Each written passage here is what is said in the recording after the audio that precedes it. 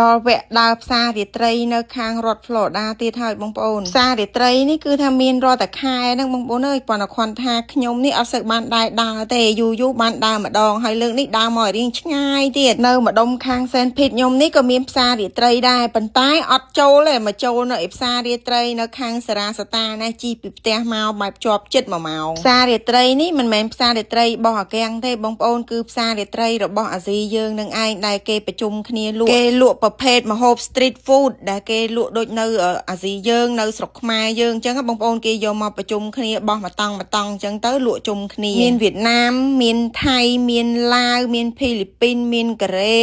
តែខ្ញុំដូចជាអត់ឃើញខ្មែរយើងលក់នៅឡៃនេះបងប្អូនខ្ញុំដើរមកយប់មិញដែរតែដូចអត់ឃើញគេមានលក់ម្ហូបលក់ទ្រីងលក់អីហ្នឹងគឺច្រើនមែនតើបងប្អូនប្រភេទម្ហូបបាយដែលគេលក់នៅតាម street food ស្រុកយើងហើយបើអ្នកទៅដើរអញ្ចឹងផងដើរទិញម្ហូបភ្លក់ម្ហូបនេះអាស៊ីយើងមិនសូវប្រហែលទេបងប្អូនឃើញមានមិនច្រើនទេប៉ុន្តែបើថាអាកាំងវិញគឺចូលលក្ខណៈ 70% អាកាំងសបោអាកាំងដើរភ្លក់ម្ហូបអាស៊ីយើងណាបងប្អូនម្ហូបទាំងអស់ហ្នឹងភាគច្រើនសិតតែប្រភេទអាំងប្រភេទដុតកលេចពីចងាយមកក៏ឃើញផ្សែងហុយដលមដែរបងប្អូនគ្រាន់តែជិះកាត់ឬក៏ដើរគីនិយាយពីឈ្ងុយនោះឈ្ងុយសាច់អាំងឈ្ងុយអីចឹងណាបងប្អូនជះតាមផ្លូវមកគេមានលក់នំលក់បង្អែមលក់ម្ហូបដែលគេធ្វើតាមជាតិសាសន៍មួយមកគេយកមកប្រជុំគ្នាលក់អញ្ចឹងបងប្អូនដល់តែឃើញអញ្ចឹងបងប្អូនគិតយូរទៅបន្តិចទៀតអាកាំងលែងចេះហូបម្ហូបអាកាំងហើយចូលចិត្តម្ហូបអាស៊ីវិញហើយព្រោះអីខ្ញុំឃើញអាកាំងភាគច្រើនឥឡូវចូលចិត្តដើរភ្លក់ម្ហូបអាស៊ីយើងមែនតែនហើយញ៉ាំពេញមាត់អត់មានថាអូញ៉ាំទៅរសជាតិចេះចុះសួរទៅសិតតែឆ្ងាញ់ហើយចង់ញ៉ាំទៀតប៉ុន្តែម្ហូប street food នៅស្រុកអាកាំងនេះថ្លៃជាងនៅក្នុងហាងបងប្អូននៅស្រុកយើងធ្លាប់តែឃើញគេលក់នៅក្នុងហាងអីរៀងថ្លៃអី street food វារៀងធូរថ្លៃហើយគេលក់ច្រើនហើយធូរថ្លៃ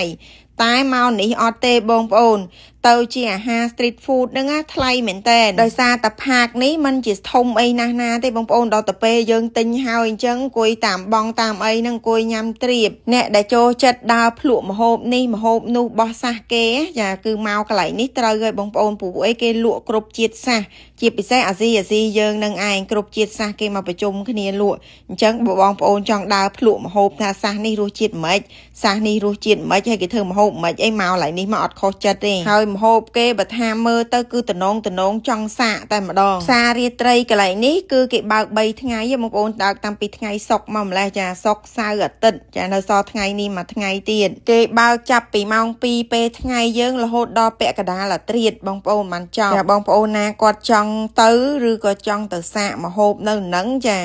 អាចមើល address នៅក្រោមវីដេអូបានចាំខ្ញុំដាក់ address នៅក្រោមវីដេអូហ្នឹងបញ្ជាក់ថាថ្ងៃនេះគឺជាថ្ងៃចុងក្រោយហើយព្រោះឲ្យយប់ថ្ងៃអាទិត្យហ្នឹងគឺថ្ងៃចុងក្រោយហើយឃើញសាច់ចកអីគេនេះថ្លៃហ៎បងប្អូនចាមួយចកហ្នឹងសិតតែ$12ប៉ុន្តែមួយចកហ្នឹងសាច់ច្រើនខ្លាំងមែនតើអេករ៉ូមួយអី$4 $5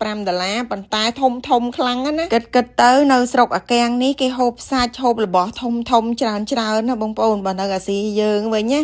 តែសាច់មួយចកហ្នឹងសឹងតែហូបមកគ្រួសារព្រោះអីមួយចកហ្នឹងជាប់ចង់កន្លះគីឡូសាច់ទៅផ្សាររាត្រីកន្លែងនេះលុយសុទ្ធក៏គេយកកោះកាតក៏គេកោះដែរបងប្អូនប៉ុន្តែកោះកាតគេគិតហ្វីបើចាយលុយសុទ្ធចំណេញគេអត់គិតហ្វីអត់គិតតាក់អីទេតម្លៃរបស់គេមិនយកប៉ុណ្ណឹងទៅតែបើយើងប្រើកាតយើងអត់យកលុយសុទ្ធទៅគឺគេឆូចហ្វីឆូចតាក់យើងខ្លះចឹងណាសម្រាប់ពួកខ្ញុំចូលចិត្តដើរភ្លក់ម្ហូបចឹងបងប្អូនពាក្យច្រើនឲ្យតែពេលគេបើកផ្សាររាត្រីចឹងច្រើនទៅនេះទៅនោះចង់ទៅភ្លក់ម្ហូបគេជីវិតអ្នក Florida មានអីទេបងប្អូនដោយសារតែសបោអាស៊ីនៅរៀងច្រើនដែរអញ្ចឹងទៅរឿងផ្សារមេឃផ្សាររាត្រីឬមួយក៏ flea market អីហ្នឹងណាចារៀងសបោតិចហើយពួកខ្ញុំក៏ចូលចិត្តទៅដើរអញ្ចឹងដែរបងប្អូនណាចាប់អារម្មណ៍ចង់ដើរអញ្ចឹងដែរមើលវីដេអូខ្ញុំទៅខ្ញុំអាចដាក់ address អីនៅក្រោមវីដេអូបើចាប់អារម្មណ៍ចង់ទៅអីលេងអីមើលអញ្ចឹងដែរណាចុងសប្តាហ៍មិនដឹងទៅណាចេះតែដើរលេងទៅបងប្អូនហើយណាមួយទៀតបានដើរភ្លក់ម្ហូបគេផងនិយាយពីម្ហូបអាំងដុតនេះណាបងប្អូន